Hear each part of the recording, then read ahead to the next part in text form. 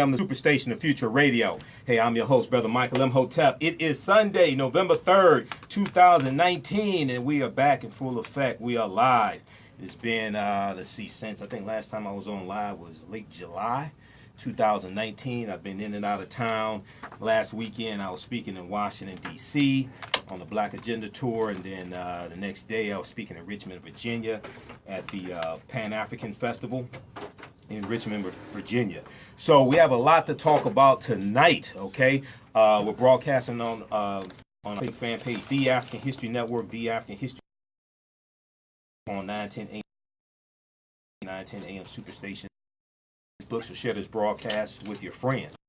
All right, well, a lot of people have been talking about the film Harriet, about the life of Harriet Tubman, abolitionist Harriet Tubman, who escaped from slavery in 1849. It did $12 million this weekend over the course of 3 days. The movie has sparked controversy. We have with us in our first hour historian Jamon Jordan, who will join us to separate the fact from fiction regarding Harriet Tubman's life and regarding this film. And Jamon has seen this film. I was trying to see it this evening before the show, and I was at an event before the show. It ran late. Wasn't able to see the movie, but I have a lot of historical documentation dealing with the history and the life of Harriet Tubman, as well as the Underground Railroad. So this is going to be a real history lesson for you, and we'll try not to do any spoilers of the movie, but we probably will. Secondly, in our second hour, I'm going to share with you the presentation I did at the Pan-African Festival, Pan-African Unity Festival in Richmond, Virginia. But also this past Thursday, the House of Representatives took a formal vote for the impeachment inquiry into Donald Trump. So we saw that heated up this past week. We'll talk about that some as well. And then August 22nd was Black Women's Equal Pay Day. Black Women's Equal Pay Day. Now, August 22nd is the date that it takes the average African-American woman to make the same amount of money that the average white male made the previous year. It takes the average African-American woman 20 months to make the same amount of money that the average white male makes in 12 months. And the average African-American woman makes 61 cents on the dollar, and she loses, check this out, over the course of a 40-year working career, the average African-American woman loses $946,000. We're going to talk about that in our second hour. Black Women's Equal Pay highlights the fact that the average black woman loses $946,000 over a 40-year working career, and what can be done about it. Also, we know this past week, we lost the longest-serving African-American congressman in Congress, Representative John Conyers. His funeral is tomorrow. We'll talk some in the second hour about Representative John Conyers.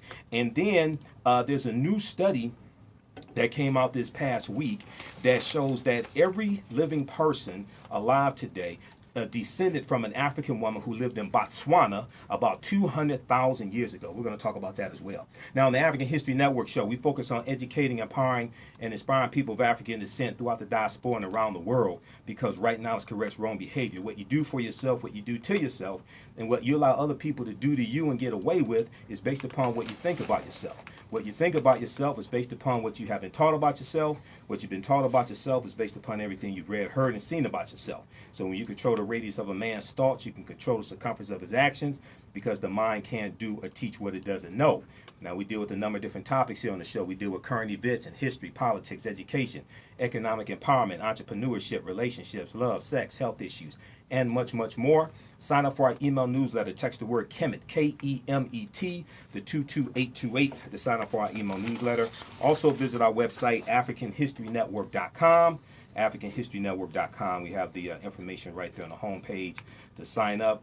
And you can also donate to the African History Network. PayPal.me/the AHN show. PayPal.me/the AHN show.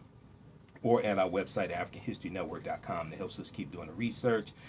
Helps me to cover expenses when I have to travel out of town. I will be speaking in Houston, Texas, the weekend of November 8th and November 9th. We'll be at the Shrine of the Black Madonna on Saturday, Shrine of the Black Madonna Cultural Center. We'll be there with Michi X and Dr. Shauna and Q Butter, and a host of other people.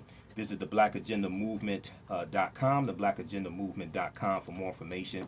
We also have the information at our website, africanhistorynetwork.com, africanhistorynetwork.com. Well, in the studio with me, we have historian Jamon Jordan. How you doing tonight, Jamon? I'm doing great. Thank you. Thank you for having me on tonight. Oh, absolutely, absolutely. Well, you know, I've had you on the show before. We've been on other people's shows here on 910 AM, the Superstation. We were Facebook friends. I follow. I look at your Facebook posts every day, and I saw some of your posts dealing with the film Harriet. And you have actually, one, you are a historian, yes, which is extremely important. Two, you saw the film Harriet. That's right. All right, and also shout out to Dr. Kafense Chike, yes, who hosts the Get Up Stand Up show, 11 p.m. Eastern Standard Time on Saturday. He's a historian as well, that's right, PhD in Africana Studies. And last night on his show, you know, he talked about the film, and he talked about how he endorses the film. It's good for us to see it. Film's not perfect, but right, you and he are two people who would know more than most of the people who are objecting to it, because you two are historians. yes, that's right. So tell me, what did you think about the film? The film is a good film. Okay, so it's not perfect, right, in history, but no film dealing with history in general, not just African American history. Right. No film dealing with history, if it's a feature film with actors and a director and a script writer and all of that, no film is perfect. Right. Some are horrible. I mean, they totally depart from history. There's no piece of history, even though they claim to be a historical film. And of course, in those films, they ought not be seen. Right. But other films highlight important parts of history, even though it's not 100% a historically accurate film. Exactly. If you're looking for a perfectly accurate film, or more accurate, even they are 100% accurate, you're looking for a documentary. Yes. Yeah, that's what you're looking for. And since this is not a documentary, this is a Hollywood feature film, then you ought to go in expecting that there's going to be some parts that are going to depart from the historical record. Right. And so I go in with that. And as a historian, I have a love-hate relationship with historical films. Too. Because sometimes they just go too far in creating a fictitious story. Right. This film highlights important aspects of history that ought to be seen.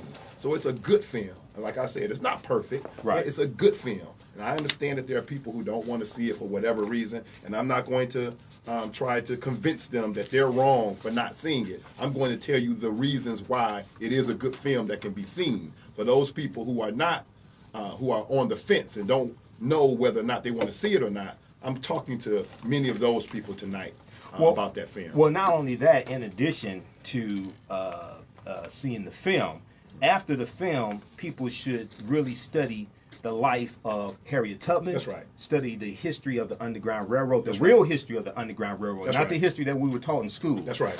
And three, study the history of the institution of slavery in this country. That's right. And contrary to popular belief, one of the things I talked about in my when I spoke in Richmond, Virginia at the Pan-African Unity Festival last weekend, and in the second hour I'm going to play that lecture, that speech I gave in its entirety.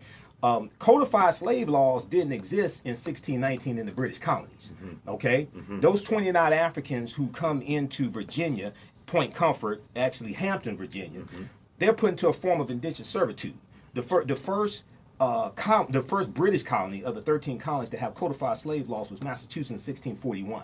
They come to Virginia in 1661.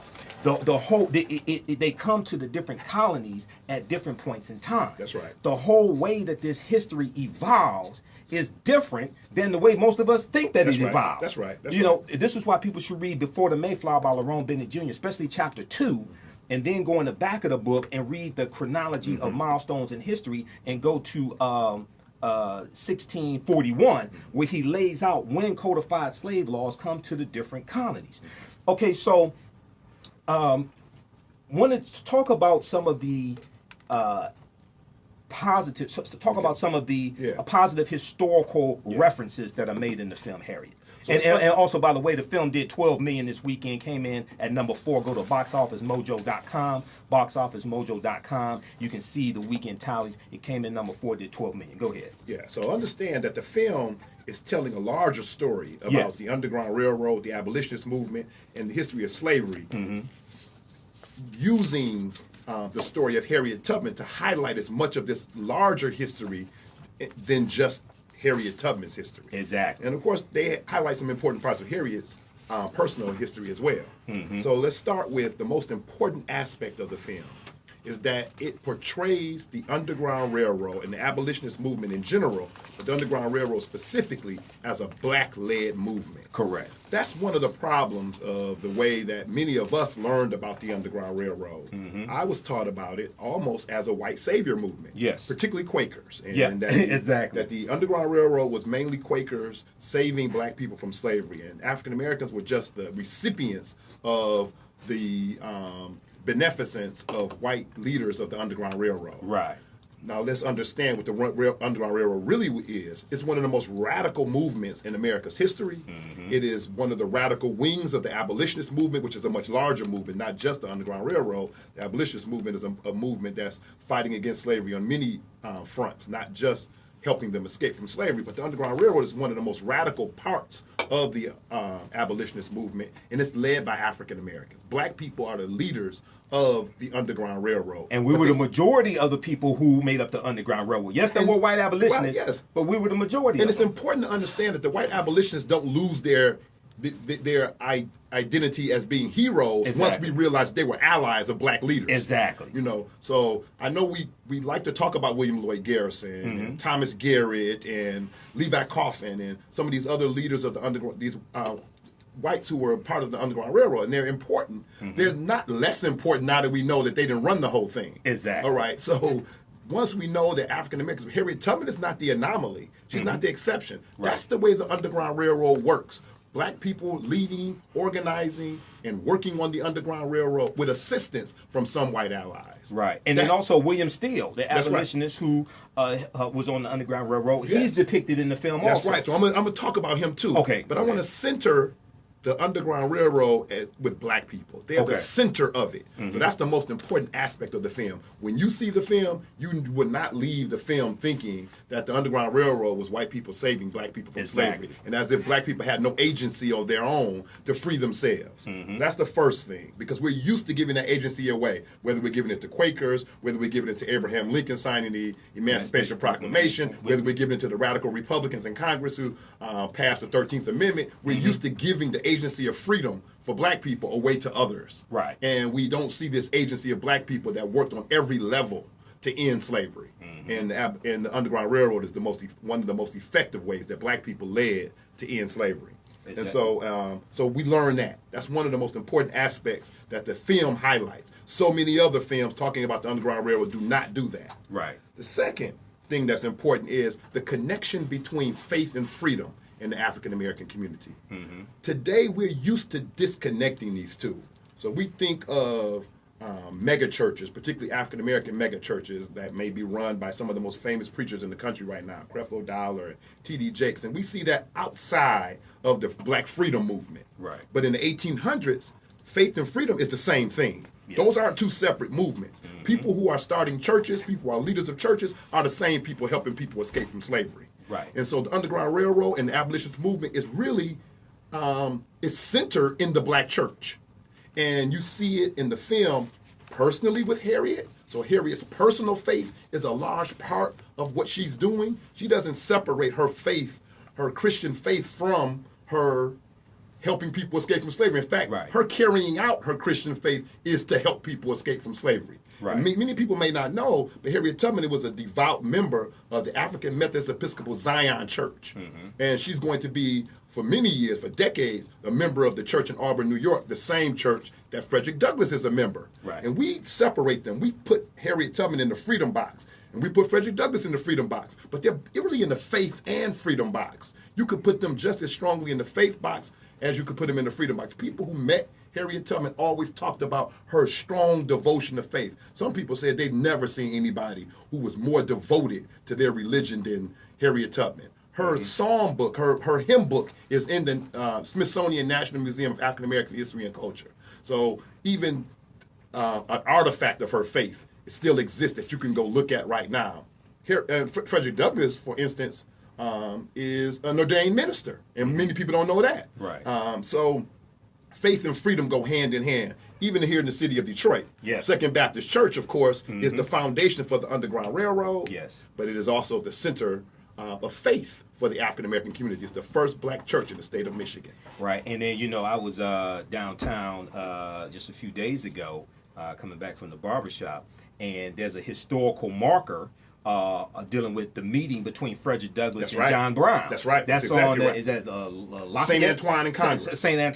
Antoine and Congress. That's right. In the home of William Webb, That's 200 feet north of this spot. That's right. Two famous Americans met several Detroit Negro residents on March 12, 1859 to discuss methods of abolishing American Negro slavery. John Brown, fiery anti-slavery leader, ardently advocated insurrectionary procedures, yes. and 8 months later became a martyr to the cause. Frederick Douglass, ex-slave and internationally recognized anti-slavery orator and writer, sought a solution through political means and orderly democratic process. Although they differed on tactics to be used, they were united in the immortal cause of American Negro freedom.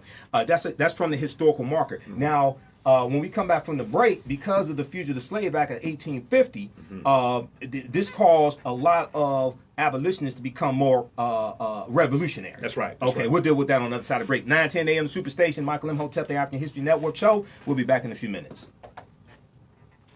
Okay, we're back in 2 minutes. We're still live on Facebook. Yeah, so the next three things I'm going to talk about is women in the Underground Railroad, William Steele, and the 1850 Fugitive Slave Act. The 1850 Fugitive Slave Act. Those are the last three things I want to make sure I talk about. And the 1850 Fugitive Slave Act was really revolutionary. And then from that, you're going to get Harry Beecher Stowe, 1852, Uncle Tom's Cabin. 2 years later, the founding of the Republican Party, 1854. That's right. To be the counter to the Democratic Party. That's right. All this, so we have to understand this chronology of history. Most of the people complaining about the movie, number one, don't understand history. Because the historians that I know, Dr. Ray Winbush also saw the movie. That's right. And he said he liked it. That's right. And people need to go see it. That's He's right. a historian. That's Dr. right. Kafense Chike, who does his show here, That's PhD, Africana Studies as well. Yeah. Most of the people popping their guns, running their mouths, are not breaking down any of this history, That's right. can't provide you sources, okay, and haven't seen the film. All right, so go ahead. So you're going to be having this Thomas guy called in last night. I'm broadcasting live on Facebook. Yeah, okay. He is not a fan of it. Okay, we'll come to him when I get a chance to. All right. 9:10 a.m. Okay, so we'll get to that. All right, so stand by. I'm going to give you all the names of some articles. I already started posting one. Who really ran the Underground Railroad? Dr. Henry Louis Gates Jr. wrote this article March 25th, 2013 for TheRoot.com. I read it when it came out. And this breaks down how we were the ones running the Underground Railroad. 30 seconds. And it starts towards the end of slavery, 1831. Okay? But then you got Underground Railroads going through Texas into Mexico when Texas wins their independence in 1836. Mexico wins their independence in Mexico wins their independence, I think, 1828. Okay, Mexico 1828. Guerrero in slavery. Vicente Guerrero, the first president of Mexico, who was a former slave. That's right. Alrighty, guys. Let's do this. We ready? 3, 2, 1. Welcome back to the African History Network show right here on 9:10 a.m. the Superstation of Future Radio. Hey, I'm your host, Brother Michael Imhotep. It is Sunday, November 3rd, 2019, and we are live. We have a fantastic show here. I'm speaking with historian Jamon Jordan. We're talking about the film Harriet, which did $12 million this year, about the life of abolitionist Harriet Tubman, and we're having a greater discussion about correcting the history of slavery and how you can learn from this movie as well and what this movie gets right about history. I want to let you know that November 9th, Saturday, November 9th, I will be in Houston, Texas at the Shrine of the Black Madonna Bookstore and Cultural Center, 5309 Martin Luther King Boulevard, Houston, Texas. I'll be there with Michi X on the Black Agenda Tour, Dr. Shana Etienne, Dr. Abdul Halim Muhammad, Golden Child Q Butter, hosted by Danette Hollowell. We have this information at our website, AfricanHistoryNetwork.com, AfricanHistoryNetwork.com. There's a link there to the BlackAgendaMovement.com, BlackAgendaMovement.com. You can get your tickets, and then there's a Friday, 6 p.m. to 8 p.m. Community organized forum. I'm not sure the location there. That Friday event is free. If you like this type of information, you can donate to the African History Network, paypal.me/the AHN show, paypal.me/the AHN show. Or at our website, AfricanHistoryNetwork.com. That helps us keep doing the research, pay the bills, stay on the air, helps to cover expenses when I have to speak out of town also. And we have a new bundle pack, 6 of my latest presentations from this year. The Black Migrations bundle pack is 60. We have it in digital download format, and it's on sale this weekend. That's on sale, what is it, $40, I think it is on sale. So we'll post the link here, and it's on our website, AfricanHistoryNetwork.com. All right, so we're speaking with Jamon Jordan. So Jamon, right before the break, we were talking about the film Harriet. We talked about how it was African Americans who were the ones in control of the Underground Railroad. That's right. A good article that people should read is from TheRoot.com, March 25th, 2013, written by Dr. Henry Louis Gates Jr. I'm not a big fan of Gates, but he does do some good research, and I give him credit for that. Who really ran the Underground Railroad? Who really ran the Underground Railroad? And he breaks down a lot of this history. So, and then also you were talking about the Fugitive Slave Act of 1850. That's right. That's right. What was the Fugitive Slave Act of 1850? All right. So the Fugitive Slave Act of 1850 is part of the Missouri. Is part of the Missouri Compromise. 1850 Compromise. Yeah. It's part of the 1850 Compromise because the United States is expanding, and slave states really want the United States government to stand behind slavery. Right. Because of course many of the free soilers, and those are people who do not want the new territories to have slavery. So they're not abolitionists. Free soilers aren't all abolitionists. Right. Free soilers just believe that these new territories shouldn't have slavery. Right. And that slavery should not be expanded throughout the country. Right. They have different reasons why. They have different reasons why. Because one reason is because enslaved Africans provided competition for white workers. That's white workers. That's yes.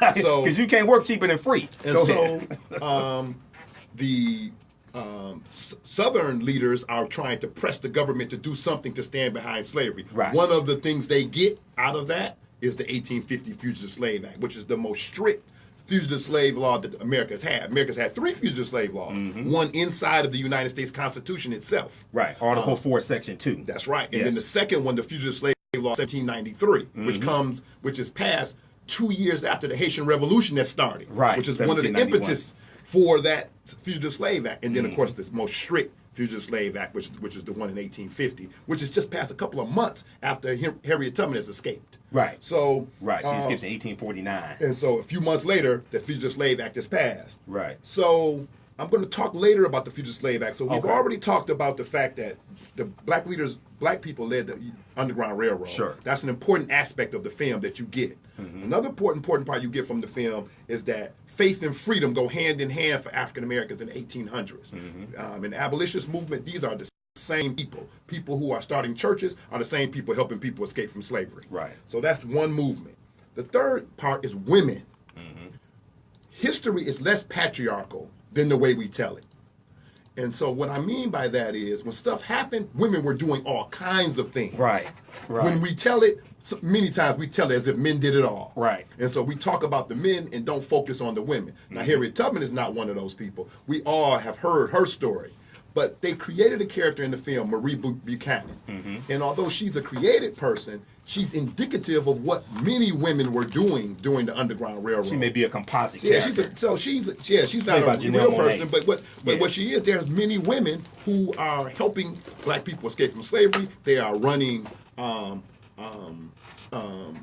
stations on the Underground Railroad, which are safe houses, places where you can hide. Right. Women are doing those things. So when we look back at the history, we find women are in all these different roles in the Underground Railroad, but when we talk about it, we focus primarily on men. So that's another part that comes out in the film. And of course, two characters in the film. One is the 1850 Fugitive Slave Act, which is really like a character in the film, and William Steele. William Steele was considered the director of the Underground Railroad. Right. This black man who many people know nothing about. Many of us know about Harriet Tubman, and we know about Frederick Douglass, but we don't know about this guy, William Steele. And so the filmmakers did a great job in trying to bring this man to public knowledge. People who don't know this man in Philadelphia, this wealthy black man in Philadelphia who is funding the Underground Railroad, which would mean he would be called a stockholder on the Underground Railroad. He's a station master on the Underground Railroad. He's hiding people. Right. And he's also doing historical research because he's writing the stories of the people who come through his station. And so that we learn more about the Underground Railroad. These stories won't be published until after the Civil War, but it's how we learn so much about what the Underground Railroad was doing. Some of his stories are about people that end up coming to Detroit, into the Detroit part of the Underground Railroad. William Steele is in high connection with George D. Baptiste and William Lambert and William Webb and many of the other leaders of the Underground Railroad in the city of Detroit. And so we can connect these stories of the Underground Railroad largely because of the work and the painstaking work of William Steele, who is portrayed awesomely in the film. Right. And so we learn about this black man. Well, you know, the criticism I hear about the film, nobody mentions William Steele. Yeah. I just find that very interesting. Yeah. How you just skip over this brother? Who Yeah. helped finance the Underground Railroad? That's right. So how could you miss that? It's one of the most important aspects of the film, but it's one of the most important aspects of history that people have skipped over. Well, when you don't know who he is, it's easy to skip over. Right. So he's not a made-up character. And then, of course, the last thing that's important is that we learned about the 1850 Fugitive Slave Act. Now, the event that happens after it's passed, this riot that happens in Philadelphia that happens, Harriet Tubman is not associated with that. But these kinds of riots did happen. Right. And so, again, one of the things that the filmmakers are trying to do is tell a larger story about slavery and the Underground Railroad, even though all of those things didn't particularly happen to Harriet. Right. They're important for us to know this larger story about, we shouldn't just know about Harriet, we should know about Harriet, but we should also know this larger story about the Underground Railroad and how that kind of plays a role in Harriet's life. With the larger story, the larger context of history right. that made the Underground Railroad necessary. That's right. That made a Harriet Tubman necessary. That's right. This is so people should come away from this movie, or even if you haven't seen the movie yet, or if you wait for it to come out on DVD or what have you. There's some articles that you can start reading right now to educate yourself and your family. One is the article from The Root, and I'm not a big fan of The Root, but still, you know, a broken clock is right twice a day, of who really ran the Underground Railroad, by Dr. Henry Louis Gates Jr. Another article, and you and I are talking in the green room about this, did black people own slaves? This is another good article that and Gates wrote this, and what's interesting is that he talks about how John Hope Franklin did the research, another great historian, African-American historian, yes. And the majority of Negro owners of slaves had some personal interest in their property, and basically about 1% of the same, like in 1850. About 1% of the enslaved Africans were owned by other African Americans, but about 50% of those were family members That's right. that we bought out of slavery. That's right. Now, in the film, and then when we study the history of Harriet Tubman, you see something very strange. That's right. You see an enslaved African American woman married to a free African American man. That's right. John Tubman. That's right. Talk about that for a minute, please. So one of the things that's another important part that I forgot to bring up is that the Underground Railroad is structured, of course the black church is the foundation of it, but another foundation of the Underground Railroad is family. Yes. It is really the connections of families, and most people are escaping because of something going on with the family. Someone's being sold away. When Harriet Tubman first escapes, which is they don't show that in the film, but her first escape attempt is with her brothers. She first attempts to escape with her brothers, and they turn back, and so she's forced to go back. The next time she escapes on her own. Right. But when she comes back first for her husband to help free. Even though he's free, his life is constricted. His freedom is constricted because he lives in a slave state. Exactly. And so there were laws regulating the movements of Even free African Americans during slavery in slave states. That's right. And so she's coming back first for her family, her husband.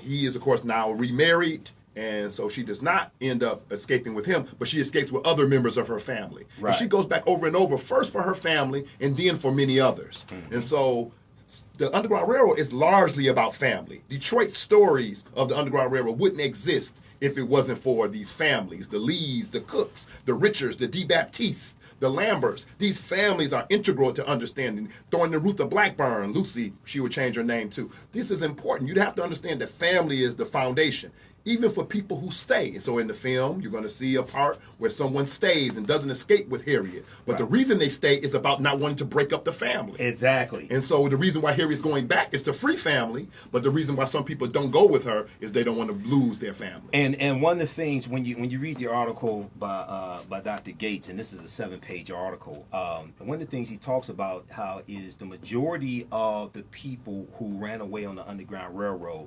were either teenage males or in their early 20s who didn't have a family, didn't have children, things like this. And in general, it's going to be harder for a family with little children to run away for a number of reasons. That's right. Okay?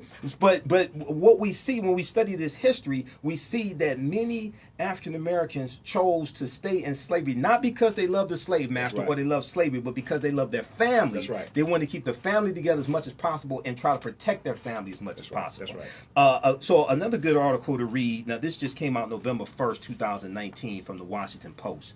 What Harriet gets right about Tubman. What Harriet gets right about Tubman.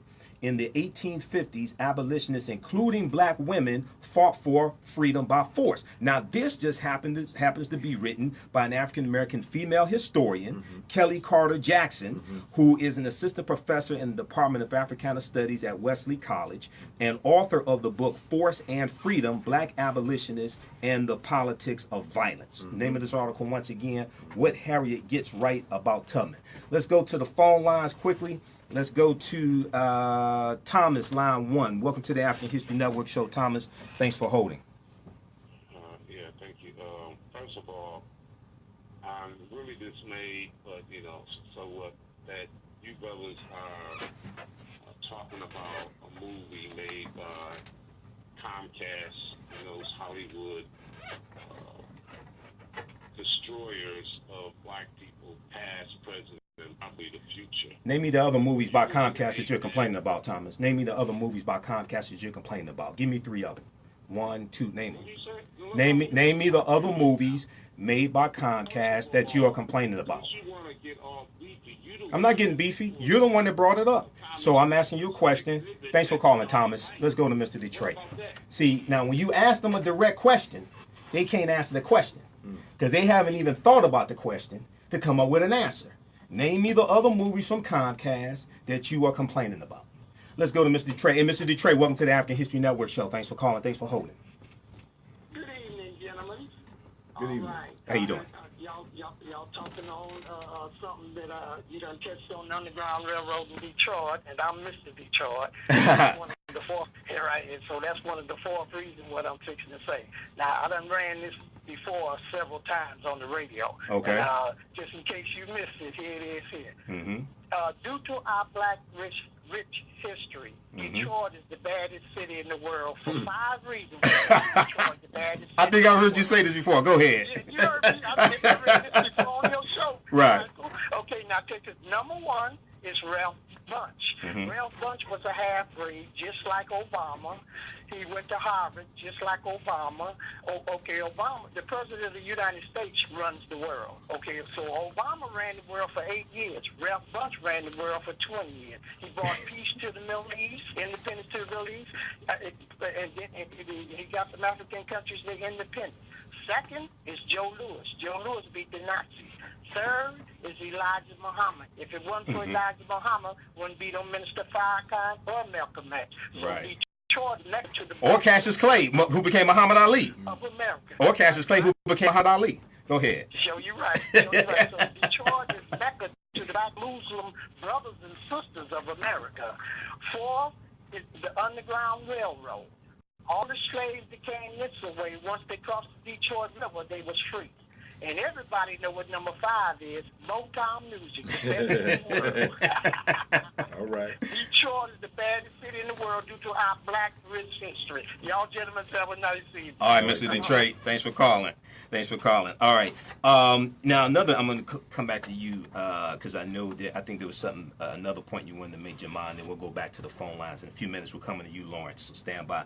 Another good article to read. This is from the New York Times, October 23rd, 2019. Harriet Tubman, Facts and Myths, How the Movie Tried to Get It Right. Harriet Tubman, Facts and Myths, How the Movie Tried to Get It Right.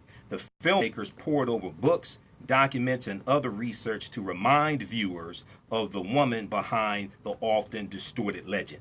And one of the things they talk about is how, so first of all, one of the reasons, a lot of the things that we were taught in school about Harriet Tubman is false or grossly exaggerated. Okay? That's right. And I think one of the ways that the problems happen is that Harriet Tubman was illiterate. Okay, but I'm not saying it's her fault, but she can neither read nor write, so she couldn't write her own autobiography like Frederick Douglass did. That's right. Douglass wrote 3 autobiographies. That's right. Okay, so it's left up to other people to write about her. That's right. All right. So the first autobiography, Sarah Bradford. Sarah Hopkins Bradford, Scenes in the Life of Harriet Tubman, 1869, and this put forth some fantastic stories, distorted stories about Harriet Tubman. One was dealing with having freed about 300 slaves. Yeah. When it was really more about 70. Not to diminish what Harriet did, but this is what Harriet talked about herself. I want to address that. So Harriet Tubman, people know or should know that she was a Union soldier. She was a spy and a scout for the Union Civil Army. War. For the Union Army during the Civil War. And during the war, African Americans, black people who fought in the war, were paid a lower salary than white soldiers. If you saw Glory, that was one of the important highlights of that historical film. Right. That they showed that the black soldiers protested the fact that they were being paid less than white soldiers. Well, that happened to Harriet too. As great as Harriet was, she was discriminated against in the Union Army with her pay. After the war was over, she had to fight to get her pension. So that took years. When she finally gets her pension, it's not substantial. Right. And then it's a fight again. Sarah Mae Bradford, who was really like a fan. She's a writer, but she's a writer, but she's a fan of Harriet Tubman. Right. She's trying to raise money to help Harriet Tubman. So she writes this book with stories that kind of she stretches the truth. Right. Making Harriet, who was already a superwoman, you don't have to really add anything to it, but she did to try to even sell the book to even more people. Right. And so that helped raise some funds for Harriet Tubman, who for a period of time after the Civil War was really struggling to make ends meet. Yes. And so that's part of the reason, the impetus for that first biography that Sarah Bradford writes about Harriet Tubman.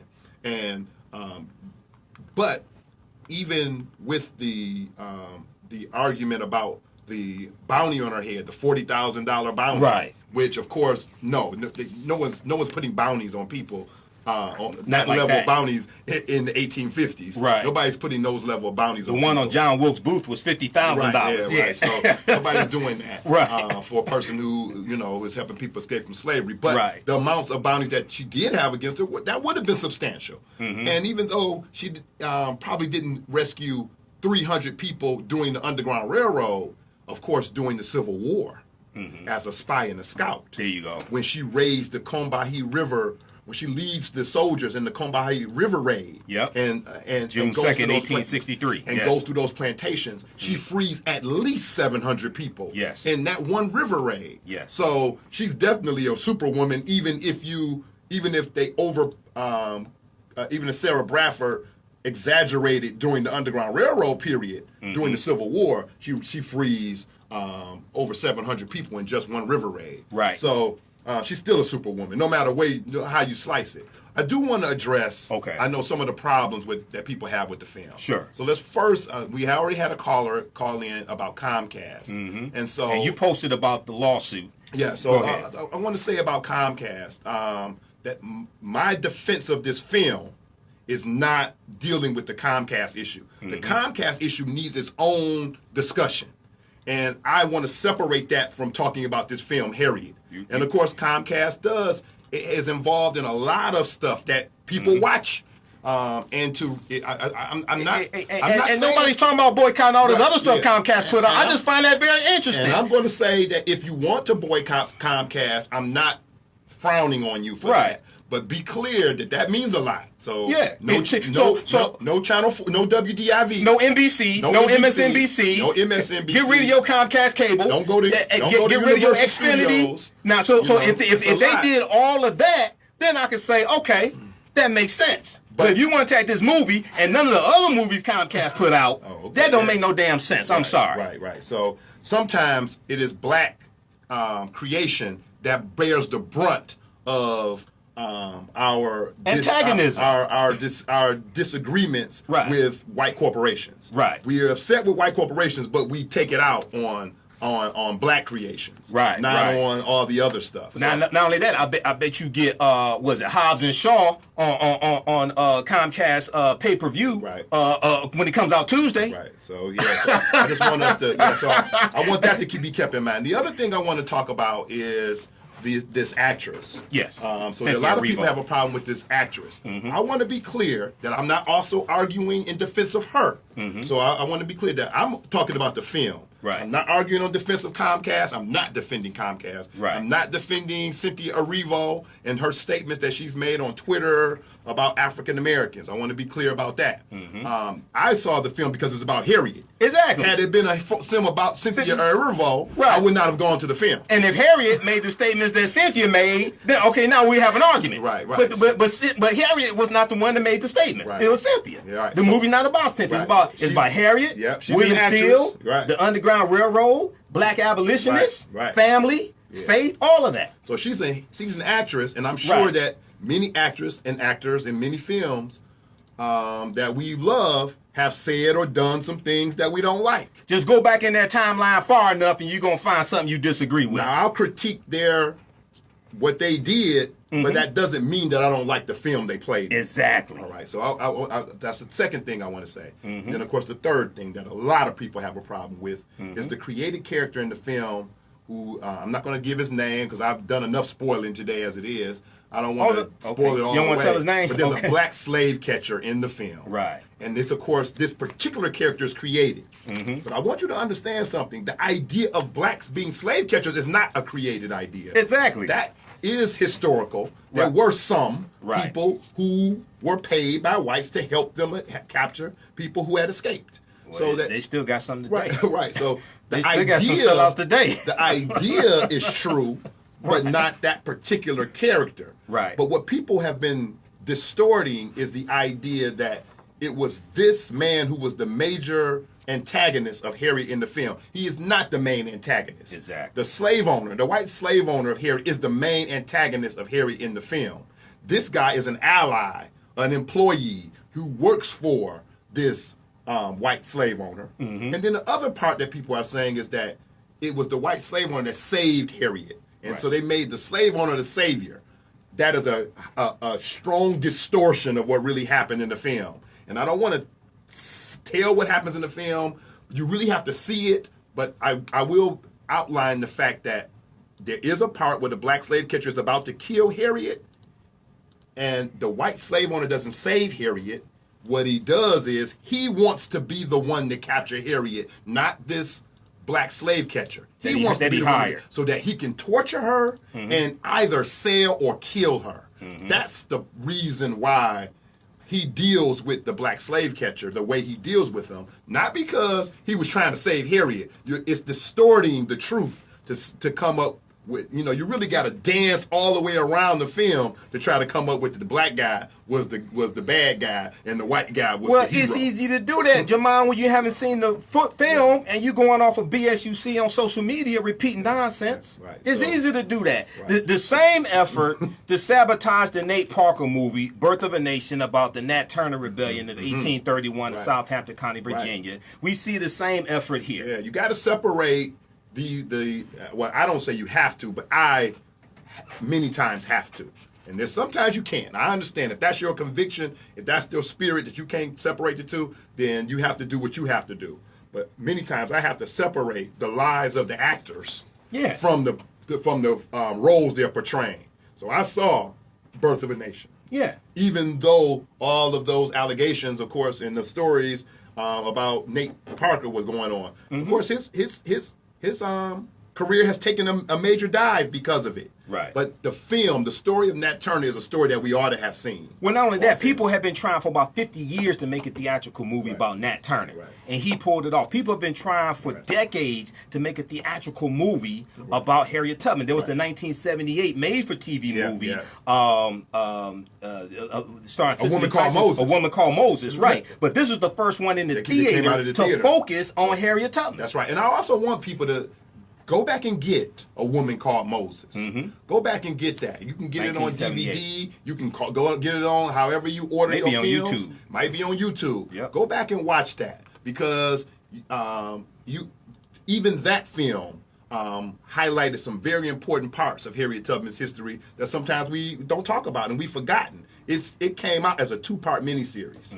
And of course, this is in the era of Roots. So Roots had come out the year before. Right, And 77. so there were people trying to make other films about other stories, and Harriet Tubman came out the next year. And then I saw some people saying, well, why are they making another slave movie after the film Black Panther? Well, you have to understand, this movie was 5.5 years in the making. Right. Movies just don't come out like they don't just come up with a concept, write the script, film it in like a year.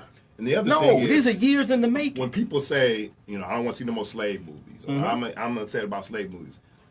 Harriet Tubman, that's really how we think of the story of Harriet Tubman, that it's just another slave movie? No. It's How are we going to talk about Harriet Tubman? Yeah, you got to talk about slavery, Right. but it's no way that you can skip over talking about the story of Harriet Tubman and people like Nat Turner and Denmark Vesey and Frederick Douglass. You got to talk about these people. And if you view that as just another slave movie, then you're historically naive and or intellectually dishonest about really talking about history. Because there's no way that you can talk about these icons of black history without at least on some level discussing slavery. Right, and I'm critical of slave movies in general, but Nat Turner and Harriet Tubman were two different types of slave movies. Even 12 Years a Slave, which I didn't see in the theater, because in general, I don't, people who know me know I don't go see slave movies in the theater. Even Nat Turner, I couldn't see because it's too traumatic to me.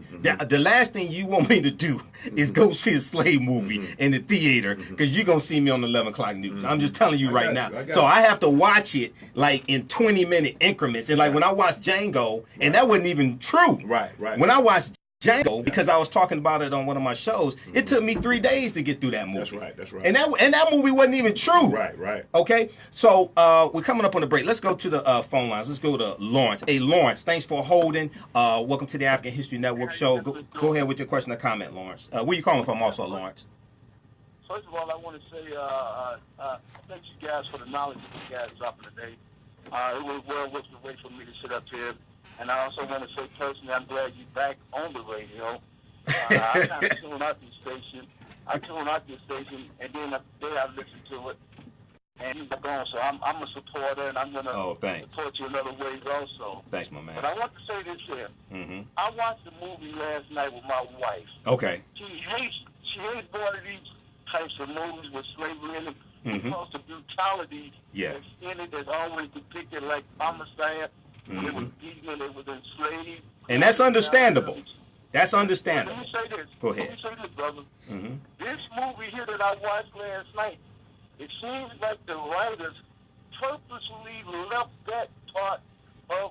They showed a few when they take off the shirt, they show the whips and so forth. But a movie like this, you can be a white audience and walk away pretty comfortable.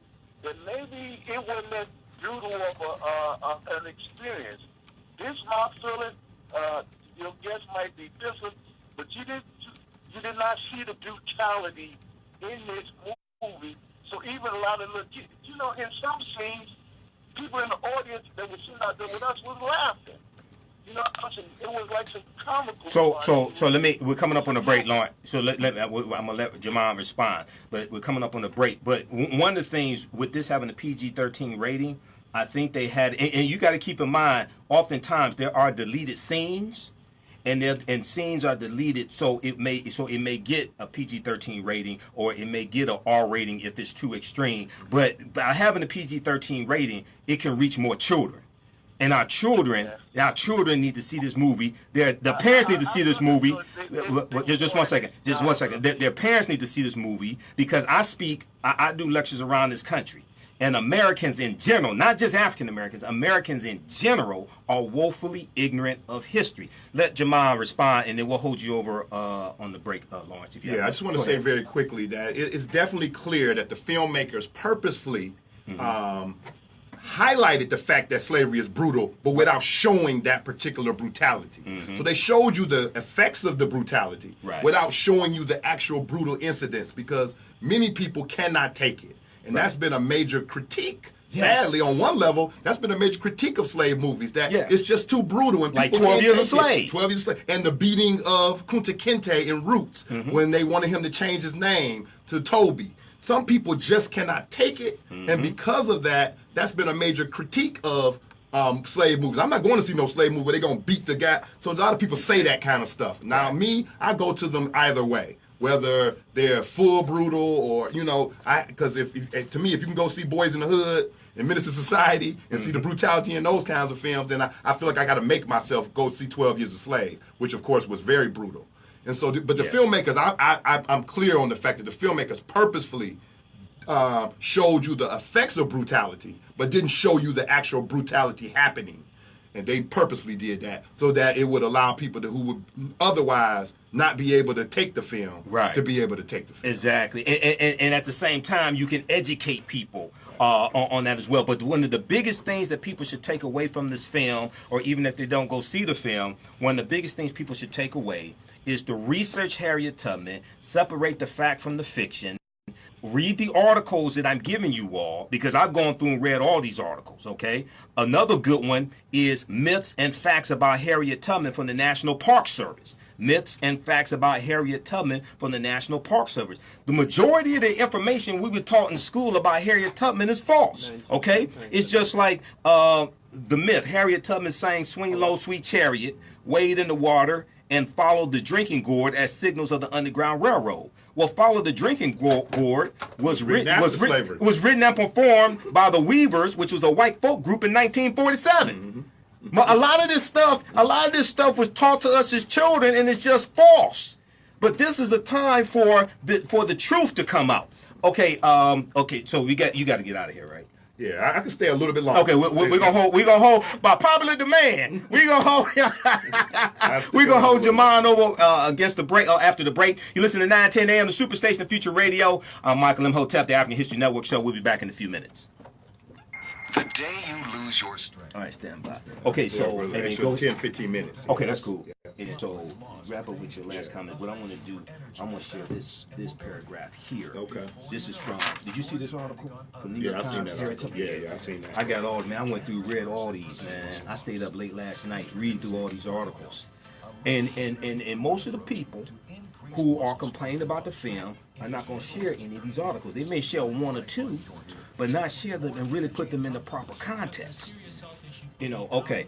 So, all right, guys, we'll be back in a few minutes. Hey, if you like this type of information, you can donate to the African History Network, paypal.me/the AHN show, paypal.me/the AHN show, or at our website, AfricanHistoryNetwork.com. Hey, JT, do me a favor, can you turn that down here a little bit, please? Yes. Also at our website, AfricanHistoryNetwork.com. I will be in Houston, Texas, with Michi X and Dr. Shauna Etienne and Q Butter for the Black Agenda Tour. This is November 9th at the Shrine of the Black Madonna Cultural Center in Houston, Texas. Okay, so we're going to post that information here also. Here we go. Let's see. We'll post that information. How's everybody doing tonight? Share this broadcast on your Facebook page. Invite your friends to tune in also. This type of information you're not going to get most other places. Okay? Tell me, where have you heard this type of conversation about this film this week or last week or week before last? All right, so who we have here? We've got Eric, we've got Lila, we've got Amber. How you doing, Amber? Christopher, Leroy. Who else? Sharon. Okay. Michael Long, Sharon, Amani, Terry Toussaint. Okay. Erica. How you doing, Erica? Erica Watson. Ashley. Dr. Ashley Jones. Just a few of the people watching here. We're going to come back. I'm going to give you some more articles. You got to research this information, okay? Share this information with your children. Okay, here we go. Share this information with your children, okay? Most of what we learned about Harriet Tubman in school was false. All right, we'll be back in. Okay, how much time we have before we come back? 1 minute. Okay, 1 minute. We'll be back in 1 minute, everybody. All right, and then also, okay, so you got the link, the YouTube link I sent you. Yes. I'm going to share with you the presentation I did last week in Richmond, Virginia at the Pan-African Unity Festival. It's going to blow you away because I'm dropping history on people, and most of the people that didn't know the history I'm dropping on them, and I was like one of the youngest people there. You know, so once again, this is why this type of information has to get out. This is why this show is so important. All right. This is why I'm glad we're back on live and baseball is over with. Okay, we posted that information. And then also, all of my DVD lectures are available at our website, AfricanHistoryNetwork.com, AfricanHistoryNetwork.com. And we have the Black Migrations 5 seconds. DVD bundle pack and digital download bundle pack. Welcome back to the African History Network show right here on 910 AM, the Superstation of Future Radio. Hey, I'm your host, Brother Michael Imhotep. It is Sunday, November 3rd, 2019. And we are live. We're in our second hour. It's a fantastic second hour. People going crazy on Facebook. Follow us on our Facebook fan page, The African History Network. The African History Network. You're not going to hear this type of conversation many other places. I'm speaking with a fellow historian, Jamon Jordan. You've seen him here on the African History Network show. You've heard him on 910 AM, the Superstation. We're discussing the film Harriet, about the life of Harriet Tubman. Yes. The film Harriet has sparked controversy, and we're separating fact from fiction. And Jamon has seen the film. I haven't seen it. I've read a lot about the film and read a lot of historical articles about Harriet Tubman, as well as what the film gets right about history. So, Jamon, go ahead. Right before the break, we were talking about the film, yeah. And I was talking about how one of the myths about Harriet Tubman that we learned in school is that she sang "Swing Low, Sweet Chariot," wade in the water, and follow the drinking gourd as signals on the Underground Railroad. Follow the drinking gourd wasn't written until 1947. Slavery ended a few years before that. It ended in 1865. Okay, and then also "Swing Low, Sweet Chariot" was written and composed after the Civil War by an Afro-Cherokee Indian living in Oklahoma. So that's not true either. Go ahead, brother. So I was just going to just finish up the statement that I said earlier about the violence in the film. Mm-hmm. So again, a lot of times what we found is that people, although on one level there are people who want to see slavery captured in its full violent level, which you could never capture. You can never capture the level of brutality of slavery in a film. Right. So that's the first thing. But some people want that. But there's another group of people who can't take that. Mm-hmm. You know, so on one level, we all know, anybody who has a cursory knowledge of slavery knows it was a brutal institution. Yes. So everybody knows that it's brutal, even if physical violence ain't the main reason of brutality, but separating people from their children. Mothers from their children, and husbands from wives, and the rape. All of those things is, of course, a major part of slavery. What the film does is show you that is the case without actually showing you it. You don't get to see it actually happening. Right. So that is important, and I do feel that the filmmakers did that on purpose. Yeah, I think so too. To make it palatable for people to know the history, that it was brutal, but not actually see it on screen. And go see it. Yeah, you don't have to always see the full brutality on screen. There are war movies that war is brutal. War is violent, but you don't get to see a person's head explode. Right. You don't get. But then there are other war movies that show you a head explode. So everybody can't see all of those things. And I think this is one of those films, or the filmmakers did it purposefully. They showed you that slavery is brutal, but you don't actually get to see all of that brutality in the film. Right, and I totally understand that, and I don't want to see a lot of the brutality, because as somebody who studied this type of information for 27 years, I've read slave narratives. I found myself breaking down crying reading a slave narrative about Henry Bibb, okay, separated from his mother. I think he was like 4 years old. All right, and so you don't have to show that the extremes of the brutality inflicted upon African people in the movie to make your point. That's right. What was more important is the history surrounding it. But at the same time, why would you want to see that type of brutality? And if we talk about the trauma that's inflicted upon us from seeing African Americans shot and killed by police in viral videos, then what type of impact do films that show the extremes of the horror inflicted upon us and the brutality inflicted upon us, what type of impact does that have on us as well? Let me share this here. So this article from the New York Times. I've got about 7 or 8 articles for you all, so I hope you all write these down. October 23rd, 2019, Harriet Tubman, Facts and Myths, How the Movie Tried to Get It Right. On page 2, I'm just going to share this paragraph with you here. Among the sources that the filmmakers consulted was the first biography about Harriet Tubman, Scenes in the Life of Harriet Tubman, 1869, by Sarah Hopkins Bradford, we talked about earlier. And this was a problematic book that included several inaccuracies, the number and nature of her rescues, for example, and set the stage for inaccurate accounts about Harriet Tubman to come. Now, Sarah Hopkins Bradford, who was white, interviewed Harriet Tubman, but quote, she was used to writing about Peter the Great, Christopher Columbus, these great white men, end quote, said Kate Clifford Larson, who's author of the Tubman biography Bound for the Promised Land, and Kate Clifford Larson is also an advisor on the film Harriet.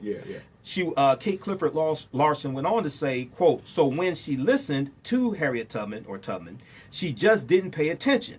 And she also had her own racist views about black people, so the language she used in the biography was offensive. And we talked about one of the among the oftentimes repeated myths about Harriet Tubman. And until recently, I saw this and I thought it was true, but I didn't see a lot of documentation for it. But there was a $40,000 bounty on her head, a preposterously high figure at the time. That'd be millions of dollars a day. That's right. When the reward for the capture of John Wilkes Booth was $50,000. I can't remember if I said John Brown earlier, but John Wilkes Booth, $50,000. So John Wilkes Booth, for those who don't remember, killed Abraham Lincoln. That's right. The bounty for him was $50,000. Quote, Larson said, if it were that high, $40,000, she would have been caught. Larson said in the film, we see posters citing a more reasonable $200 to $300, but the research I've seen shows the bounty was $100 for her. Right. Okay, go ahead, brother, because I know you really have a few more minutes. So again, there's outside issues that people have a problem about this film, and I don't want to address those outside issues. I think each one of those outside issues deserves its own forum, and on some level, I understand. Right. So I understand that people have a problem with Comcast. I understand that people have a problem with the sister who plays Harriet Tubman. So these are outside issues that ought to be discussed. And if you feel that you can't separate these two things, then I understand your convictions of not seeing the film. But hold that same standard for all the other movies too. I hope that people are consistent in their outrage. I do hope that they're consistent.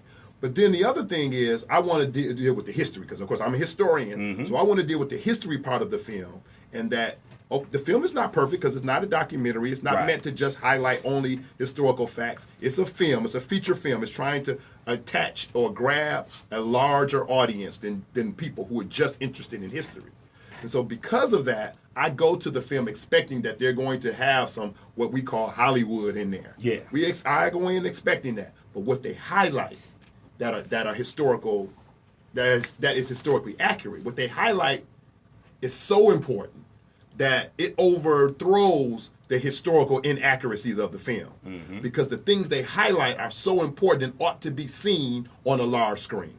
you ought to see the fact that black people are the leaders of the Underground Railroad on a large screen. Right. You ought to see the fact that faith and freedom go hand in hand for black people in the 1800s on a large screen. You ought to see that women are leaders and activists in the Underground Railroad and the abolitionist movement on a large screen. You ought to see who William Steele is and learn a little bit about this man on the large screen. So some of these things you ought to have seen in a real film, because we've seen, of course, Schindler's List won an Oscar, a whole bunch of them. We've seen films about Vietnam that have won Oscars. We have seen films about presidents like Lincoln that have won Oscars. Right. But when it comes to films about African American history, we are going to be sticklers about history and not go see the film. Some of us are so sticklers about history. Like Lincoln, that film was totally accurate. But it won an Oscar, and people wouldn't see it, and people still see it.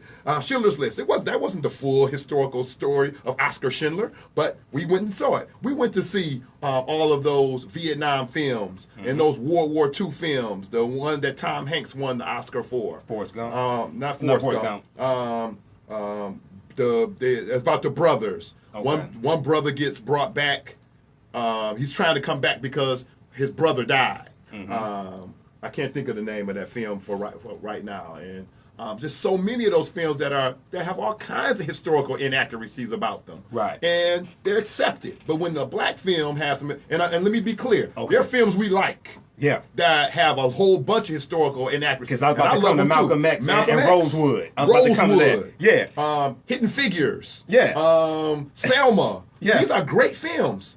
But all of them have significant historical inaccuracies. But what they have is what they highlight is so important that we see that overthrows the historical inaccuracies in the film. Let me come to this quickly, man. So one, in the green room, you and I were talking about this. So one, Malcolm X. I love the movie Malcolm X, right? But there were historical inaccuracies. First of all, Brother Baines didn't exist. No, he's a creator. He's a creator. He's probably a composite character. Now there was an old African American prisoner named John Bembry. John Bembry was the one who told Malcolm to use that time in prison to educate himself. Malcolm was already studying and reading before he found out about the Nation of Islam from his siblings. That's right. Okay? So Brother Baines didn't exist. Also in the film Malcolm X, which is a fantastic movie. When it came out in 92, I went to go see it twice, and then I watched it every time it came on cable. Muhammad Ali is not depicted in the film. How you talk about Malcolm X and don't talk about Muhammad Ali? When we look at the movie Rosewood from John Singleton, excellent movie. Great. The main character played by Bing Rames is a fictitious character. The character of man did not exist. That's right. I did a lecture this past February for African American History Month dealing with the film Rosewood. There were a number of historical inaccuracies. The character of Sylvester Carrier, played by Don Cheadle, okay? He didn't ride out of the town in his mother's coffin. He was killed on his on his porch. After they shot his mother, Aunt Sarah, he shoots two of the deputies and he gets shot. That's right. So, but to make the film, if they told like the real story that actually happened, nobody would have gone to see it. People been so sad. They've been like, there's no redeeming. Exactly. No redeeming part of the story. So a lot of times, I think that the character of man, played by Bing Rames, former World War I veteran, who uses military strategy to defend the women and children and fight back and get them safety, he was probably a composite character of other historical figures that did similar things in other places, in other events. Not just that, maybe they're in the town, but to consolidate things, they put it into one figure. You know, so this is what happens with these movies. Okay, let's see. Okay, let's go quickly to Andrea, and then we'll let you get out of here. Andrea, thanks for calling. Welcome to the African History Network show. Thanks for holding. Tell us where you're calling from, Andrea. From where? And I basically just wanted to. Where you calling from? I think go to Cherokee, New Jersey. Okay, New Jersey. Go ahead. And I basically wanted to hear about this because I want to know about the film. And I did go to a museum where they kind of like show this kind of thing. So I wanted to see how accurate everything was. Sure. And I'm going to give you some more articles, so keep listening and write down these articles. Go ahead, sister. Okay. And basically one day we ended up, somebody, I wonder because I work at some charge service, And one of my clients actually started talking about the film. And I was telling her about the historical figures that they have in.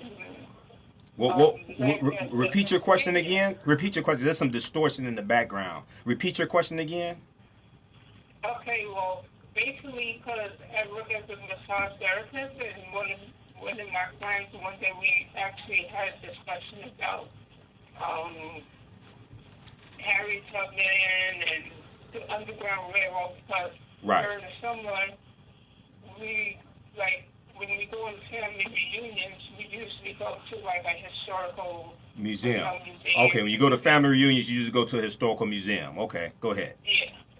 So I was telling her about what I saw there and what we didn't learn, and they have all this stuff, all this information you would never find out. Right. While you're in school, it's like. Which museum did you go to? Which museum did you go to? It was, I can't even think of the name, but it wasn't in Lancaster, but it was. In Atlanta? Pennsylvania. No, it was in Pennsylvania. Pennsylvania? The place right now, but they have lots of different things. And Okay. So. Okay, absolutely. And we need to go support these museums like the Charles H. Wright Museum of African American History. That's right. Despite the problems that they have. That's right. All right, Andrea. All right, thanks for calling, sister. Go ahead, Jamon, with your final statements. All right, so one of the things that films like this do, and Selma did it, and Hidden Figures did it, and Rosewood did it, and Malcolm X did it, is it creates a fervor. And the movie where Denzel plays the brother that got out of prison. Who was, He Got Game? No.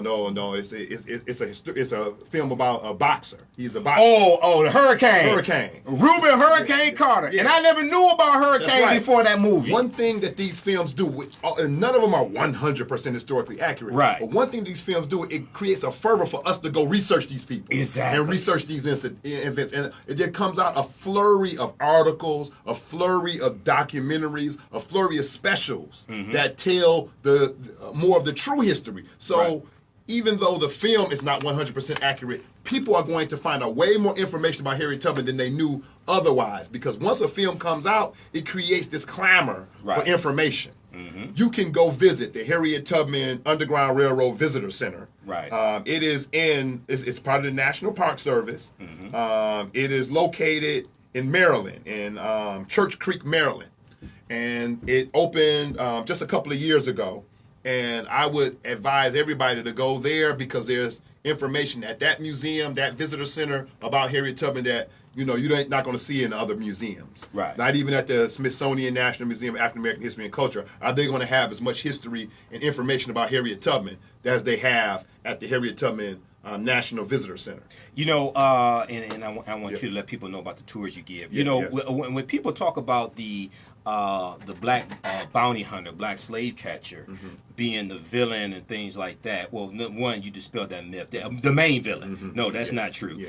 Two, to me, what I take away from that is that's an example of what happens to sellout Negroes, right? Yeah. Who are hired by their oppressor to do harm to their own people. Wow. They get done in by the oppressor. Wow. That's an example. See, in all the criticism, I never saw anybody make that analogy. Look at what happened to Omarosa. She got dragged out the White House. see, this is what happens when they get their wake-up call. That's an example. He got the ultimate wake-up call, or he ain't gonna wake up. Right. That's what happened to him. Let people know about the tours you give, brother. All right, so yes, I am Jamon Jordan. I'm the historian and tour leader for Black Scroll Network History and Tours.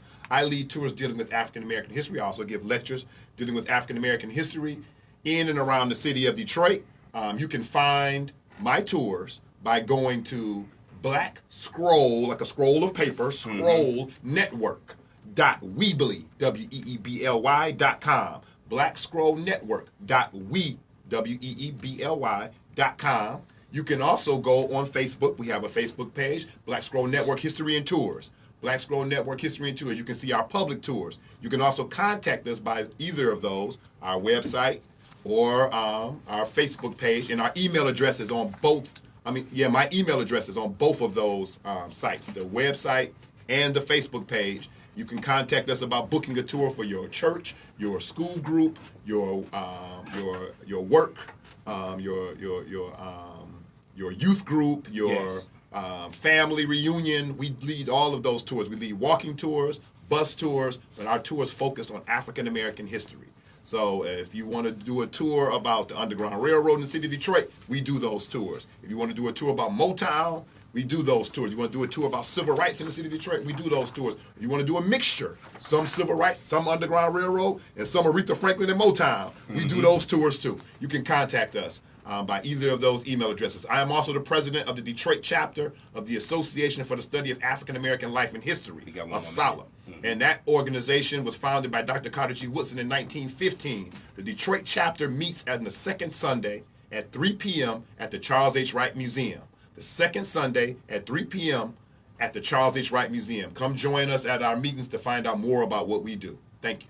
All right, Jamon, thank you. All right, everybody. Now, what I'm going to do is the other topics I was going to talk about, we ain't going to deal with this. We're going to stay right here on this. I got more information to give you, more articles, more myths to dispel. And then I will play the lecture I gave last week in Richmond, Virginia. That's only 13 minutes. Okay, stay tuned. You listen to the African History Network show, 9:10 a.m. the Superstation Future Radio. I'm Michael Imhotep. We'll be back in a few minutes. Okay, man. Thank you, brother. Appreciate it, man. All right, man. Always. Peace. All right, guys. Stand by. We'll be back in a few minutes. If you want me to do a presentation for your group or organization, email me at customerservice@africanhistorynetwork.com. Customerservice@africanhistorynetwork.com. Okay. We can set this up. If you want me to speak at your Kwanzaa event, all right? Because the Charles H. Wright Museum, they're only doing Kwanzaa one day. They're doing the first day Umoja, so I'm going to be out of the state. Okay, speaking. When we come back from the break, I'm going to give you more articles. Read these articles. Share these with your children. Have your children, when I was in school and we had, like in my world history class, we would have current events. So we could bring in articles about current events, things like this, and share with the class. Have your children take some of these articles dealing with the real history of Harriet Tubman into the class, all right? We'll be back in a few minutes. Also, if you like this type of information, you can donate to the African History Network, paypal.me/the AHN show, paypal.me/the AHN show, or at our website, africanhistorynetwork.com. And also, we have Hidden Colors 5 available at our website also. For each copy of Hidden Colors 5 that you purchase, you'll get three digital downloads of my lectures also, okay? Hidden Colors 5, The Art of Black Warfare, available right now at africanhistorynetwork.com. All right. Stand by, everybody.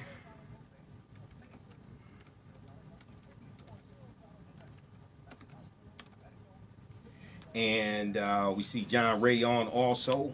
Visit his website, workingwithjohnray.com. 10 seconds. And you can find out about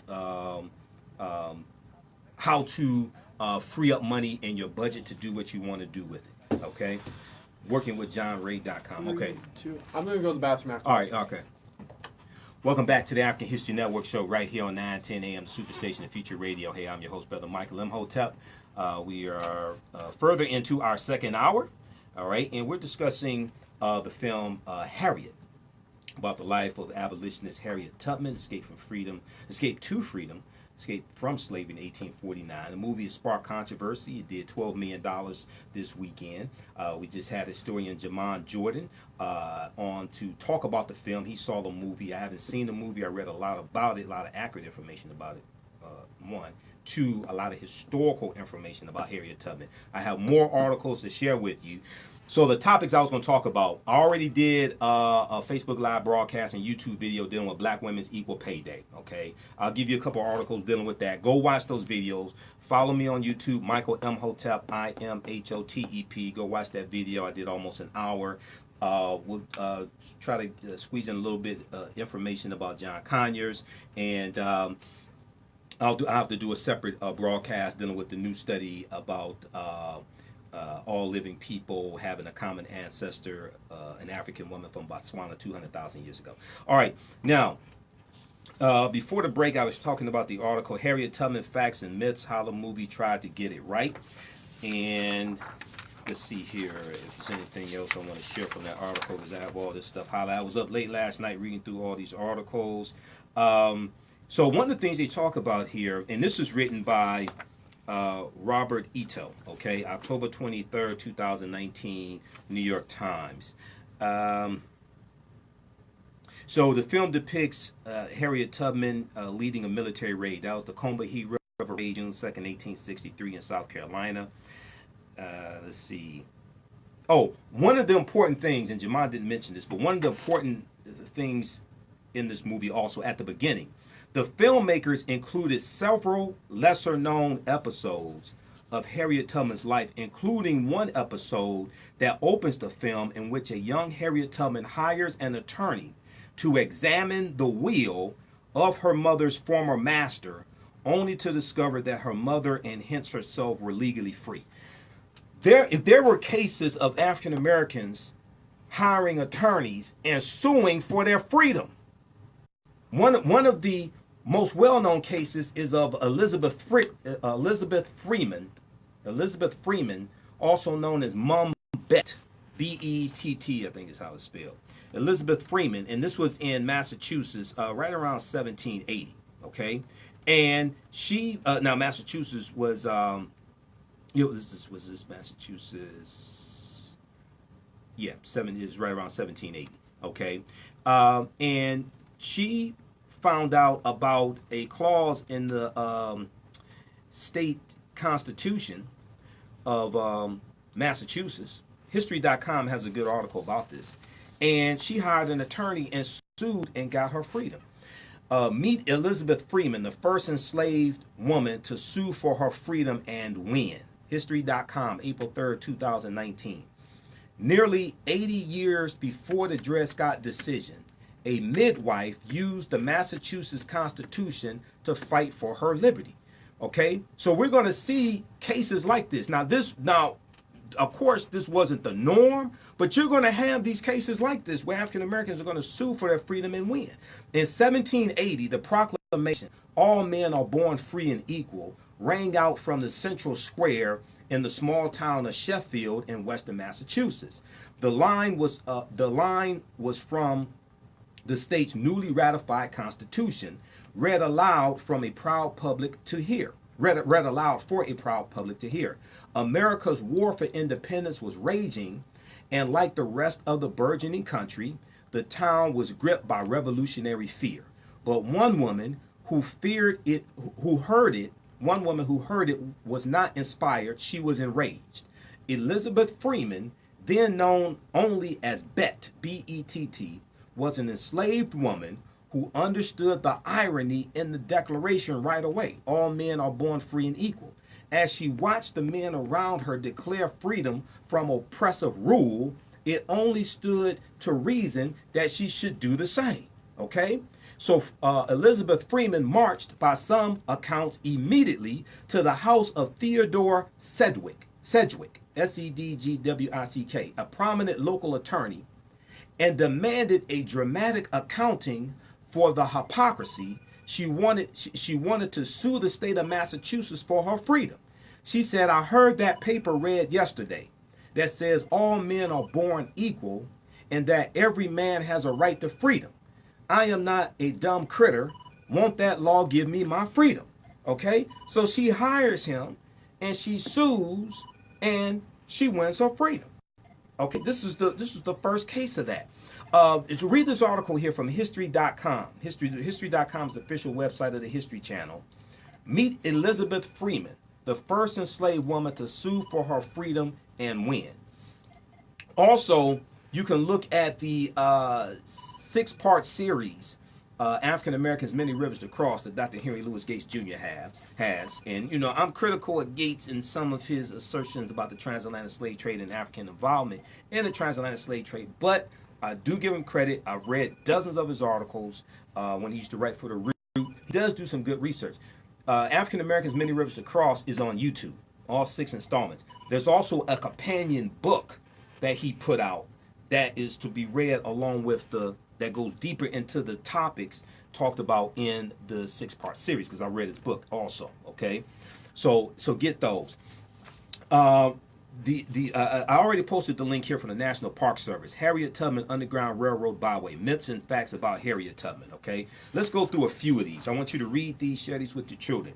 Harriet Tubman rescued 30 people in 19 trips. Now, this is what we've heard, and this is what one of the early biographies, the one by Sarah Bradford, postulated. But that's not true. The fact is, according to Harriet Tubman's own words and extensive documentation on her rescue missions, we know that she rescued about 70 people, family and friends, during approximately 13 trips to Maryland. Now, she didn't go all throughout the South. The other thing is, the majority of the Underground Railroad was up north, not in the South, okay? Because it's very dangerous in the South to be an abolitionist. All right, the majority of the Underground Railroad was up north. When you read the article that Gates wrote March 25th, 2013, who really ran the Underground Railroad, this is one of the things that it talks about. Now, during public and private meetings during 1858 and 1859, Harriet Tubman repeatedly told people that she had rescued in 8 or 9 trips. Now, just so we understand, 1858 and 1859, she said this. The Civil War starts April 12, 1861.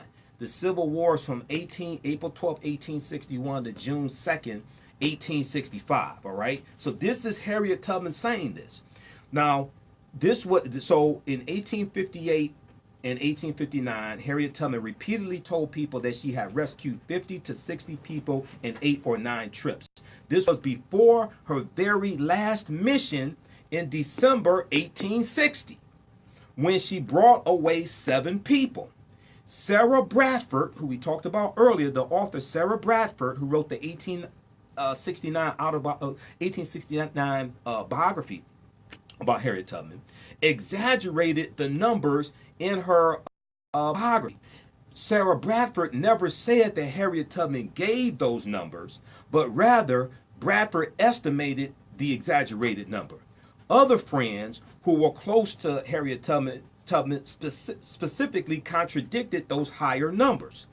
We can just about name every person Harriet Tubman helped.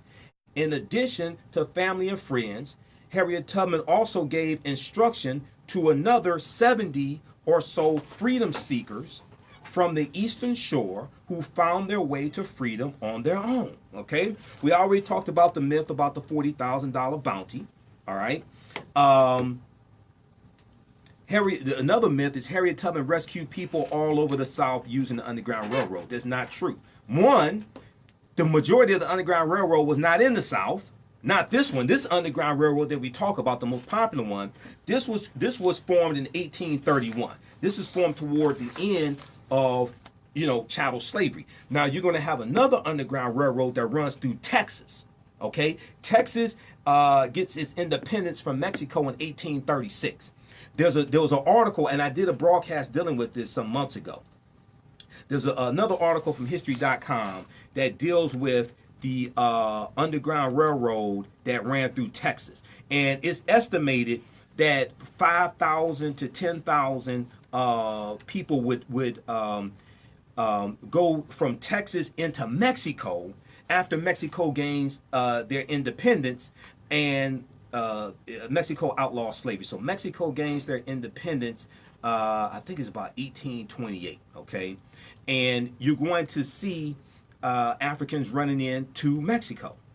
Also, there was another Underground Railroad, or what people ostensibly call an Underground Railroad. Now, at the time, it may not have been called that, but there was another one going into Florida, because Florida was free territory up until about 1821, when Florida became U.S. territory.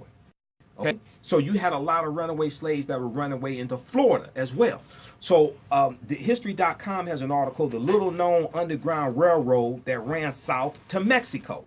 The little known Underground Railroad that ran south to Mexico. We were doing everything we could to get free. Okay? So we've been sold the myth of the happy slave. This is what we see in the original Birth of a Nation, directed by D.W. Griffith, that came out February 8th, 1915. Okay? In that movie, they depict the happy slave. But the history of slavery is contrary to that. The little known underground railroad that ran south to Mexico. Unlike the northern free states, Mexico did not agree to return fugitive slaves. So the Fugitive Slave Act of 1793 that we talked about earlier, that was signed into law by a slave master named George Washington. Then you had the Fugitive Slave Law 1850. Well, those fugitive slave laws didn't apply in Mexico. But one thing, when Texas gets its independence in 1836 from Mexico, it's 1836 that the Texas Rangers are formed. Not the Texas Rangers baseball team. No, the law enforcement organization, the Texas Rangers. But the Texas Rangers start out as bounty hunters who are hired by slave owners to go into Mexico and capture runaway slaves and bring them back to Texas. All right. There was an article dealing with this, and I'm going to see if I can pull this up. Let me see, because I did a broadcast dealing with. I talked about this in the same broadcast where I talked about how in the 1930s, because of the Great Depression, the U.S. deported 1.8 million people of Mexican descent to Mexico because they said they were taking white people's jobs. This is in the 1930s during the Great Depression. 60% of the people they deported were U.S. citizens. And when you read articles about this, it was Herbert Hoover, President Herbert Hoover, who kicked this off. Now, you got to understand history, okay? And this is one of the things I deal with when I speak out of town. I speak on this Black Agenda Tour. Once again, if you want me to do a presentation for your group or organization, now Kwanzaa's coming up, okay? And looks like the Charles H. Wright Museum of African American History, from my understanding, is just celebrating one day of Kwanzaa, which means 6 days are going to be free, or maybe all 7 days will be free. So email me at customerservice@AfricanHistoryNetwork.com. Book me now, because I'm telling you, I'm in and out of town every week. Book me now. customerservice@AfricanHistoryNetwork.com. Herbert Hoover became president. Herbert Hoover ran for president in 1928 as a Republican. He and the Republican Party initiate and institute the Lily White Movement of 1928. This was a Southern strategy to push African Americans out of the Republican Party and to ignore our issues and concerns, especially the concerns about the rise of the Ku Klux Klan, which was rejuvenated by the 1915 movie, The Birth of a Nation. So they had a Southern strategy to get Herbert Hoover elected. He was running against a Northern moderate Democrat named Al Smith. What they did was the Republican Party, who was the party of Lincoln and the party of the abolitionists, and the Republican Party was founded by groups of abolitionists in 1850 as a result of the Kansas-Nebraska Act, 1854, as a result of the Kansas-Nebraska Act of 1854. And the Kansas-Nebraska Act, what that did was that left it up to the inhabitants of these new Western territories to determine whether or not they wanted to have slavery, as opposed to it being dictated by the U.S. Okay? So as a backlash to that and the Fugitive Slave Act of 1850, and then also because of Harriet Beecher Stowe's book, 1852, you got to understand this chronology. 1852, Harriet Beecher Stowe's novel, Uncle Tom's Cabin, which really exposes America to the horrors of slavery. Okay, its first year, it becomes an international bestseller. It comes out 1852. Its first year sells about 300,000 copies. And the book, the character of Uncle Tom was based upon a real life character of a former slave named Josiah Henson, who ran away along with his family from a plantation in Maryland, and they go up north and go into Canada. One of the things that the Fugitive Slave Act did of 1850, because now what this act stipulated is that bounty hunters and slave catchers could go into free territory and get runaway slaves and bring them back into slave territory. So if you basically, what it's saying is the Fugitive Slave Act of 1850 went further than the one of 1793. It's saying that even if you are in free territory, if you are a runaway slave, you're still a slave, even in free territory, and you could be captured and taken back to your slave master. So this, because of the Fugitive Slave Act of 1850, this caused more runaway slaves to go into Canada, where they couldn't be touched, okay, in general. So Josiah Henson and his family, they run away, and he goes into Canada. He works on the Underground Railroad, helps runaway slaves escape. He becomes a Methodist minister and an educator. He writes an autobiography. Harriet Beecher Stowe reads his autobiography, and she creates the character of Uncle Tom based upon the life of Josiah Henson. Uncle Tom in the book was the hero. He wasn't a shiftless, slave who did the bidding of the master, things like that. He was the slave who refused to beat black women. He was the slave who took cotton out of his sack at the end of the day, put it in the sack of other slaves who didn't meet their quota so they wouldn't be beaten. Sambo was the slave. That was the name of the character. Sambo was the slave who went behind Simon Legree and did the bidding of the slave master. Okay, so because of the book Uncle Tom's Cabin, this really exposes America to horrors of slavery, and this galvanizes the abolitionist movement. Okay, 2 years after that, the Republican Party is founded by groups of abolitionists to be the counter to the Democratic Party. But over time, after slavery, Civil War, Reconstruction ends in 1877. With the Compromise of 1877, we go into the early 1900s. We have a rise in the Ku Klux Klan. We have a decline in the powers of the Republican Party. And we have more African Americans starting to move up north as well. Okay, 1915 is the beginning of the Great Migration. So the needs and concerns of African Americans are being ignored. So we go into 1928. What the Republican Party is doing is they're targeting 5 southern former Confederate states to get these southern segregationist Democrats to vote for Al Smith, who's a Republican. To do that, they have to ignore the needs and concerns of African Americans. This starts to shift the party realignment that pushes African Americans out of the Republican Party, and we're slowly going to go over to the Democratic Party because we find them to be more receptive to our needs and issues. So 1947, so first of all, President Roosevelt, who we were leery of, but we like Eleanor Roosevelt. So we saw President Roosevelt, Democrat, we saw him more receptive than some of the Republicans. We're slowly going to shift over. 1947, the Democratic Party, for the presidential campaign, they have a more pro-civil rights agenda. You have 2 main factions, the Northern Democrats and the Southern segregationists, Dixiecrats. Strom Thurmond, who's a Democrat, runs for president as a Southern segregationist Dixiecrat. Of course, he loses. It's going to be because of the Civil Rights Act of 64, the Voting Rights Act of 65, things like this, that Strom Thurmond and others like him, the majority of them, are going to leave the Democratic Party. And where do they go? They go to the Republican Party. You're going to have a party realignment. But by 1960, 2/3 of African Americans had already switched over to the Democratic Party. They didn't switch over because of the Civil Rights Act of 64 and the Voting Rights Act of 65. That was 40 years in the making. You got to go back to the 1920s to understand that shift in that party realignment. June 25th, 1941, President Roosevelt signs Executive Order 8802, which desegregates the jobs, the Defense Department jobs in the Department of Defense. This is during the arsenal of democracy.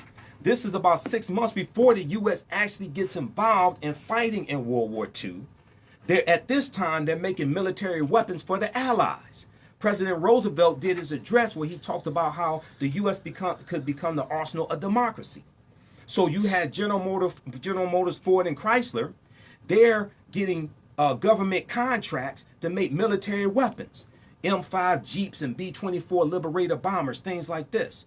And it's A. Philip Randolph, who founded the Brotherhood of Sleeping Car Porters in 1925. A. Philip Randolph leveraged his power as president of the Brotherhood of Sleeping Car Porters to force President Roosevelt to desegregate the jobs in the Department of Defense. A. Philip Randolph threatened to put 100,000 African Americans marching on Washington, in Washington, D.C., to embarrass Roosevelt if he did not desegregate those jobs. So many African Americans moving up from Mississippi and Alabama and Tennessee, moving up to Detroit, moving up to other cities, working in the, getting jobs in the Department of Defense, and moving into the middle class. That's because A. Philip Randolph leveraged his position with the Brotherhood of Sleeping Car Porters to push an agenda.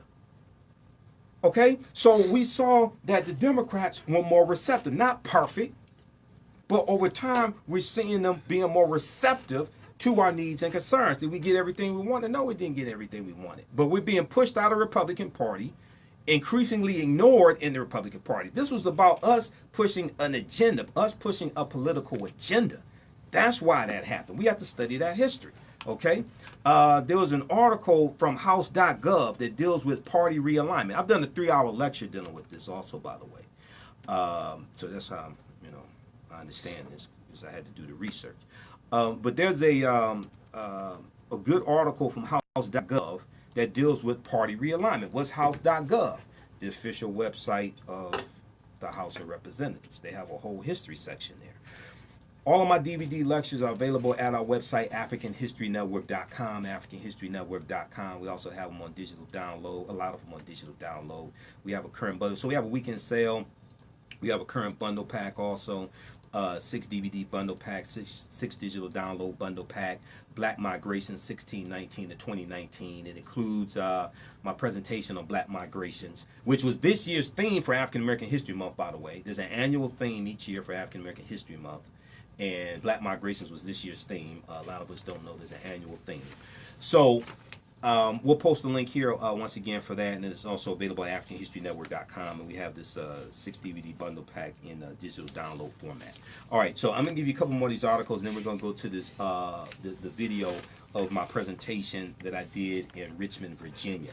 Another good article: Harriet Fact Check. Harriet Fact Check. How accurate is the new movie about Harriet Tubman? This is from USA Today. Harriet Fact Checked. How accurate is the new movie about Harriet Tubman? Does Donald Trump know that Harriet Tubman is dead, or does he think Harriet Tubman is still alive, like he thinks Frederick Douglass is still alive? I'm just curious. Is Donald Trump going to invite Harriet Tubman to the White House? I heard your movie did really good this weekend. Can we get Dr. Ben Carson? Can we get Harriet Tubman to the White House? Can we get it? We're gonna bring Candace Owens and all these other, because Harriet Tubman was a Republican, so we're gonna get all these black Republicans wearing MAGA hats, and we're gonna invite Harriet Tubman and Frederick Douglass to the White House. Wouldn't that be great? Wouldn't the blacks love me if I did that? Well, don't you think the blacks would love me if I did that? Okay. He's dumb enough to do that too.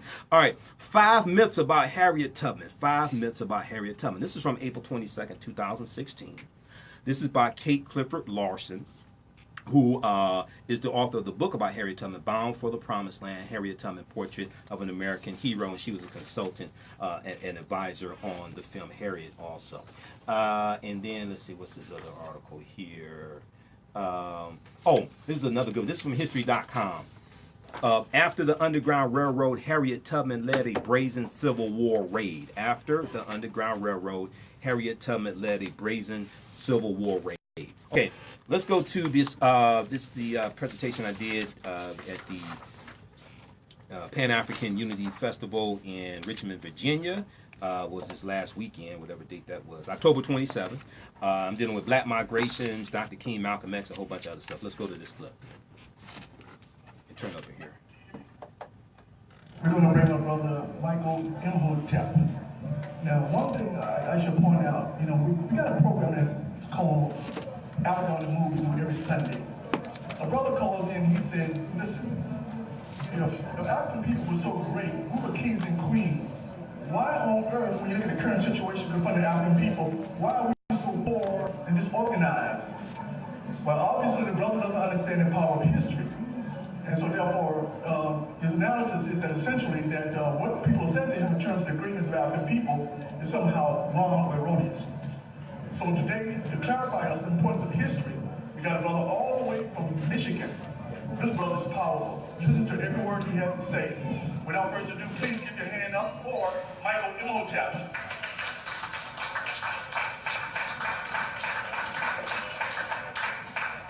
All right, Hotep, how's everybody doing today? All right, okay, now I know it's later in the day, but y'all can do better than that. How's everybody doing today? All right, good. So I want to thank Brother Hakeem, Brother Lee, everybody involved in putting this together. I was speaking in Washington, D.C. Friday and Saturday with Michi X on the Black Agenda Tour. So my voice is going out a little bit, so just bear with me, okay?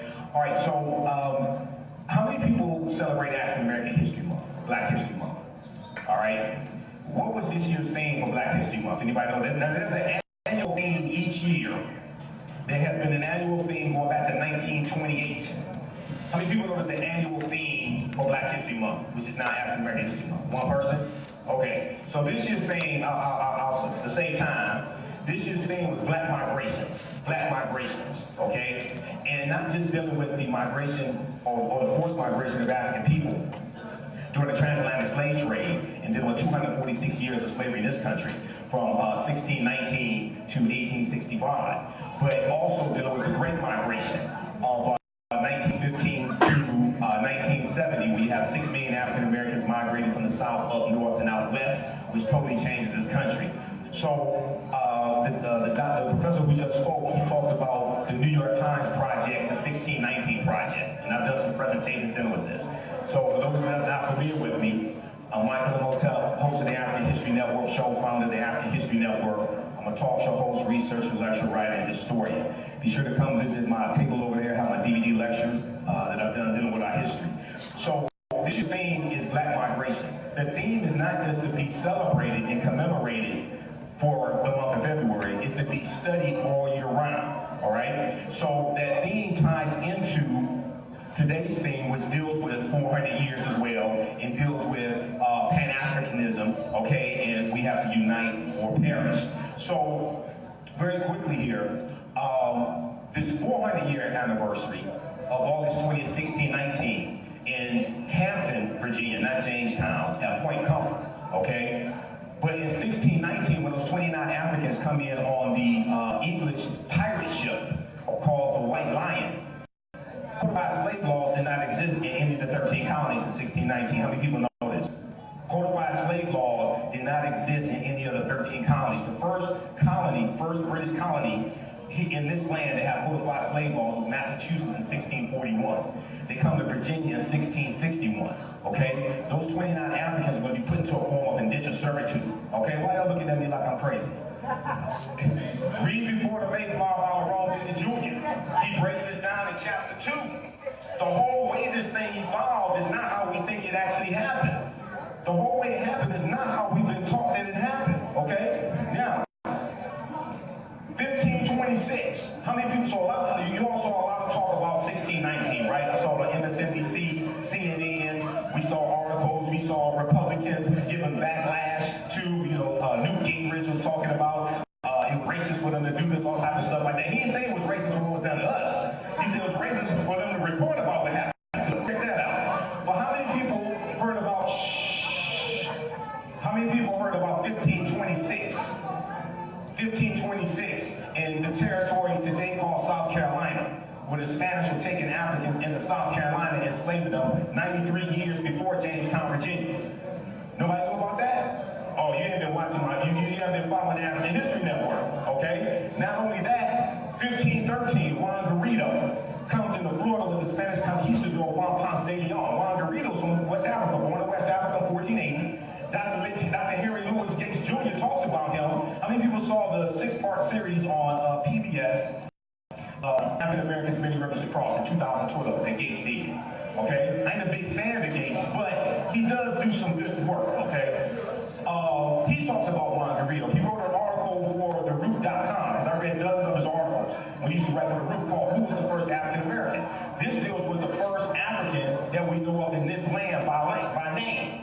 Juan Garrido, 1513. We go back tens of thousands of years before that. How many people are familiar with Dr. David Imhotep, who wrote the book, The First Americans Were Africans, Documented Evidence? Anybody familiar with that? He's a friend of mine. I've interviewed him 13 times. I just interviewed him on August 21st, 2019 to deal with this 400-year anniversary, but also deal with the African presence in this land going back at least 51,700 years ago, who was a Khoisan. In the territory today called South Carolina, the Khoisan come from southern Africa. They're the ancestors to the Ainu and the Twa. They go all around the world. They have the oldest DNA on the planet. They were here. They built pyramid mounds up and down the Mississippi River. If you read his book, he breaks all this down. His book has 713 footnotes backed up by 7 peer-reviewed articles. But in 2004, Dr. Albert Gineer, who's an archaeologist at the University of South Carolina, just happens to be a white man, did a discovery in Allendale County, South Carolina. They found 13 different types of discipline, 13 different types of evidence that documented African presence in this country going back to these 51,700 years. Artifacts, architecture, campsites, carvings, footprints in lava, genetic M174D haploid groups dealing with DNA and genetics, linguistics, painting, skulls, skeleton structures, and tools. Okay? This type of information is being suppressed. Because, see, people understand that if African people understand that this was actually our land stolen from us, and we were here before Native Americans came into existence, you would have a total paradigm shift.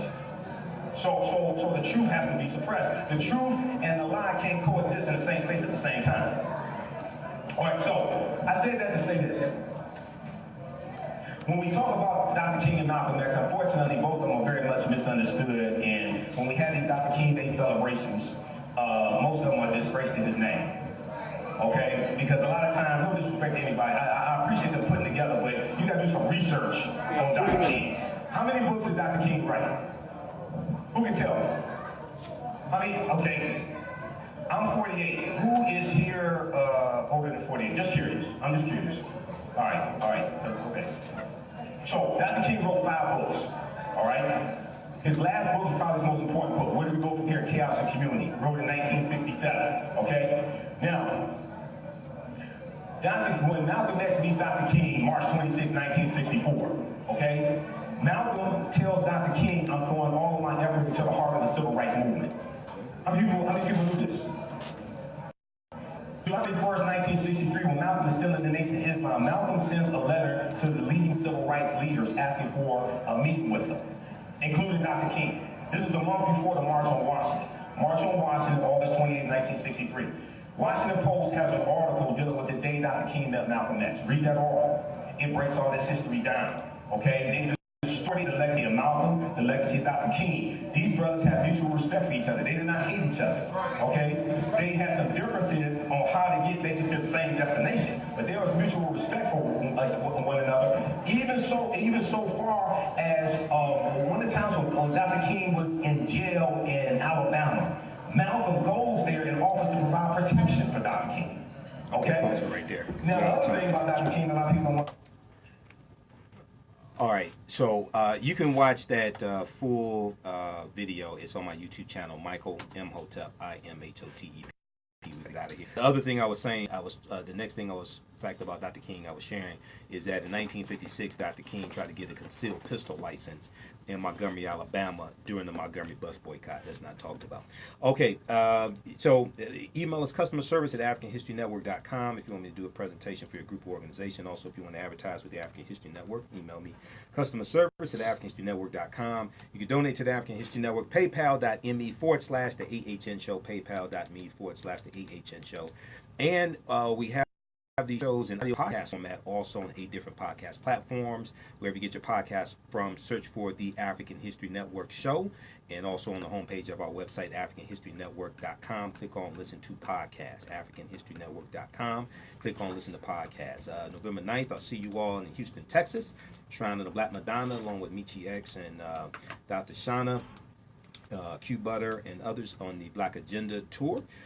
Remember, the African History Network, we focus on educating, empowering, and inspiring people of African descent throughout the diaspora and around the world, because right now it's corrects wrong behavior. It's not over till we win. Wakanda forever. Stay tuned for Pastor Mo. We'll talk to you next week. Peace. I am Arthur Bricker. I am inviting you. All right, guys. You got to get out of here. All right. It's a good show. Come back to. All right. Talk to y'all later. Share this broadcast. Follow us here on Facebook. Turn on the notifications so you know when I go live. All right. Peace.